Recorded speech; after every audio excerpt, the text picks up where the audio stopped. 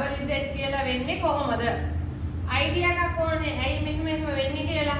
දැන් ඔයාලා දන්නවනේ single syllable, double syllable කියලා කියන්නේ මොකද්ද කියලා? මොකද්ද syllable කියලා කියන්නේ? වචනයක් කැඩෙන විදිහ. ඒ කියන්නේ අකුරු පිටිපැත්තෙන් අපි ගණන් කරාම පිටිපැත්තෙන් අපි ගණන් කරන්න ඕනේ. From the last we counting.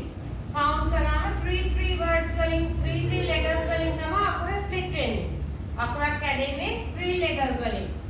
1 2 3 1 2 3 1 2 3 1 2 3 දැක්කද? කැඩනම කීයකටද කැඩුනේ? එකයි. එකක්නේ අපි divide කරලා තියෙන්නේ.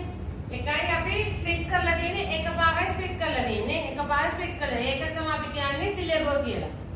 So මේක single syllable. Single syllable word එකක් short vowel sound එකක් එනවනම්. What is short vowel sound? අපි දන්නවා vowels වල long vowel short vowels තියෙනවා. දැන් it තියෙනවා e තියෙනවා.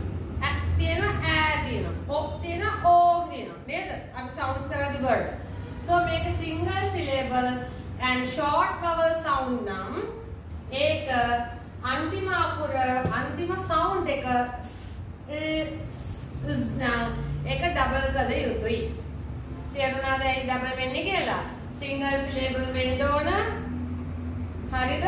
short vowel වෙන්න ඕන. එහෙම වෙනවා නම් මේ අකුරු හතරෙන් ඒක ඉවර වේ නම් ඒ අකුරු හතර double වෙන්න ඕන.